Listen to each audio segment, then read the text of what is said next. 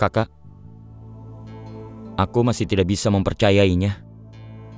Percaya apa? Soal yang dikatakan ibu kemarin bahwa kakak ipar mengembalikan kalung pernikahan itu. Aku tidak habis pikir, kenapa bisa seperti itu. Kakak, boleh aku mengatakan sesuatu? Mungkin kakak ipar tidak cerita soal itu pada kakak. Saat kakak ipar masih tinggal di sini, kalung pernikahannya lepas. Dia terjatuh di suatu tempat di rumah ini. Dia mencarinya seharian. Dan baru malam hari dia berhasil menemukan kalung pernikahan itu, Kak. Dan kakak tahu, dia langsung pergi ke tukang emas untuk memperbaikinya, Kak. Itu yang dia lakukan. Untuk pertama kalinya, aku melihat betapa emosionalnya dia terhadap kalung itu, Kak. Kegelisahan, kesedihan, semua itu adalah bukti. Dan saat itu sepertinya kalung pernikahan itu adalah nyawanya, Kak. Aku tidak percaya apa yang dikatakan ibu soal dia. Dan aku tidak percaya itu adalah sebuah kebenaran, Kak. Kakak, aku sudah bersamamu sejak kecil. Dan aku selalu ingin menjadi seperti dirimu. Aku bahkan menirumu, Kak. Tapi aku tidak bisa melakukannya. Perasaan yang kakak miliki terhadap orang lain, sebenarnya aku juga ingin memilikinya. Tapi aku tidak pernah bisa, Kak. Tapi saat aku melihat kakak ipar, aku merasa dia mirip sekali dengan kakak. Mungkin inilah jalannya sejak dia lahir. Aku beritahu ya, Kak. Tuhan selalu membuat pasangan yang sempurna untuk teman hidup. Kakak dan dia, itu benar, Kak. Lihat ini. Ibu, ya ampun Bu, ini cantik sekali. Sekarang, coba lihat juga yang ini. Hah, ini untukku. Ini hadiah dari ibu untuk festival Diwali. Dan ini juga gelangnya untukmu. Ini. Terima kasih banyak. Mereka cantik sekali. Tapi Bu, simpan saja di sini. Aku tidak bisa membawanya. Kenapa?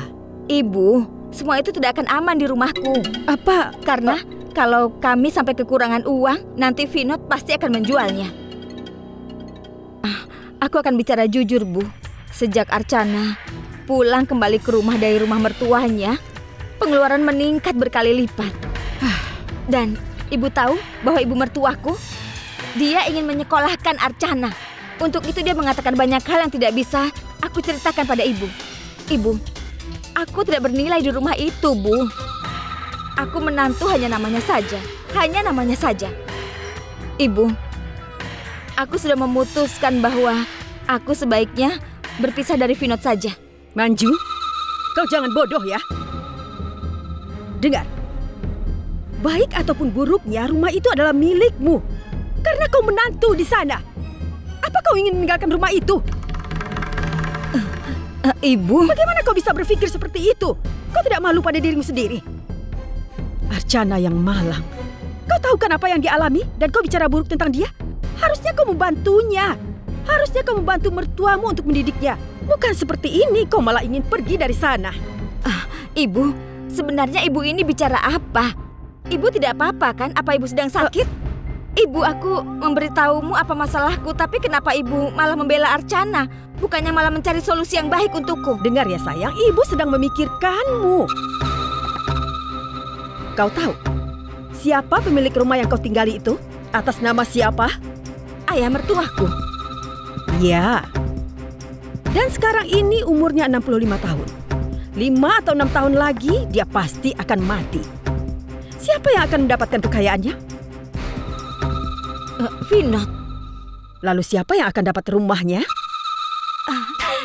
Tentu saja Vinod juga. Ya, benar. Dan tidak akan ada yang lainnya.